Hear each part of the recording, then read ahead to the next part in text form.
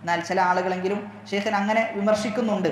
ആ വിമർശനത്തിൻ്റെ വസ്തുത നമ്മൾ പരിശോധിച്ചു കഴിഞ്ഞാൽ, എന്തിനാണ് ഷെയ്ഖ് അങ്ങനെ വിമർശിക്കപ്പെടുന്നത് എന്നൊക്കെ പരിശോധിച്ചു കഴിഞ്ഞാൽ അതിൽ യാതൊരു സത്യസന്ധതയില്ല എന്നാണ്. എന്തിന് ഷെയ്ഖ് വിമർശിക്കപ്പെട്ടു എന്ന് പരിശോധിച്ചു കഴിഞ്ഞാൽ നമുക്ക് മനസ്സിലാക്കാൻ പറ്റുക, മതരാഷ്ട്രവാദികളായ ആളുകളുണ്ട് നമ്മുടെ നാട്ടിൽ.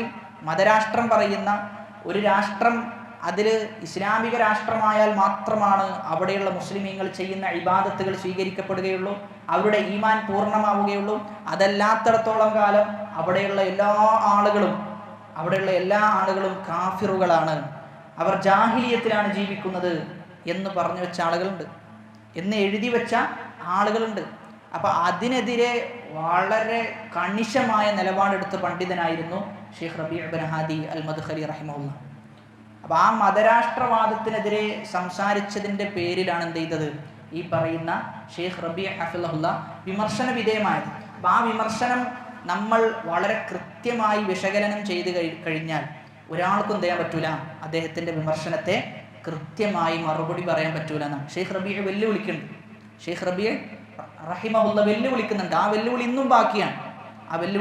ഇന്നും ബാക്കിയാണ്. ഇഖ്വാനികളായ സഹോദരന്മാർ ഇത് കേൾക്കുന്നുണ്ടെങ്കിൽ എന്ത് ചെയ്യാൻ പറ്റും, അവർക്ക് ആ വെല്ലുവിളി ഏറ്റെടുത്ത് ഉത്തരം പറയാം.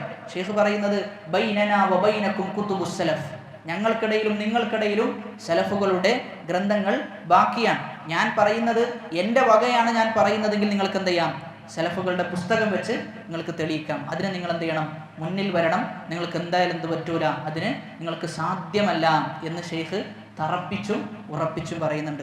അപ്പോൾ ഈ പറയുന്ന സയ്യിദ് കുത്തുബിനെ പോലെയുള്ള, മൗദൂദിയെ പോലുള്ള ആളുകൾ എന്താണോ അവരുടെ ഗ്രന്ഥത്തിൽ പറഞ്ഞത് അത് എടുത്തുദ്ധരിച്ച് ഇതാണ് ഇവർ പറയുന്ന മതം എന്ന് പറഞ്ഞതിൻ്റെ പേരിൽ നമ്മൾ ഒരാളെ വിമർശിക്കുകയാണ് എങ്കിൽ എന്ത് സത്യസന്ധതയാണ് അതിലുള്ളത്? ഒന്നുമല്ലെങ്കിൽ അദ്ദേഹം പറഞ്ഞത് എന്താണ് എന്ന് വായിച്ച് പഠിച്ച് അതിനെതിരെ എന്തെങ്കിലും നമുക്ക് പറയാൻ പറ്റണം. അതല്ലാതെ ഇവർ മദാഖിലകളാണ്, മദ്ഖലികളാണ്, റസലാനിൻ്റെ ആളുകളാണ്, ജാമികളാണ് ഇവർ എന്നൊക്കെ പേര് വിളിച്ച് എത്ര തന്നെ നിങ്ങൾ കളിയാക്കാൻ ശ്രമിച്ചാലും ആ കളിയാക്കലൊന്നും എന്ത് ചെയ്യൂല, അത് വില പോകില്ല എന്നാണ് മനസ്സിലാക്കേണ്ടത്. എത്ര കൂട്ടിയാലും നിങ്ങളെ കൊണ്ട് അത് കൂട്ടിയെടുക്കാൻ സാധിക്കാത്ത ഒരു വിഷയമാണെന്ത്, ഷെയ്ഖിനെതിരെ നിങ്ങൾ വിമർശനം പറഞ്ഞു കഴിഞ്ഞാൽ അത് നിങ്ങളിലേക്ക് തന്നെയാണ് എന്ത് ചെയ്യാം, തിരിച്ചു വരിക. അതുകൊണ്ട് വിമർശനത്തിന് നിൽക്കുന്ന ആളുകൾ മനസ്സിലാക്കേണ്ടത് നിങ്ങളുടെ മുഖംമൂടി എന്ത് ചെയ്യും, അത് അഴിക്കപ്പെടുക തന്നെ ചെയ്യും.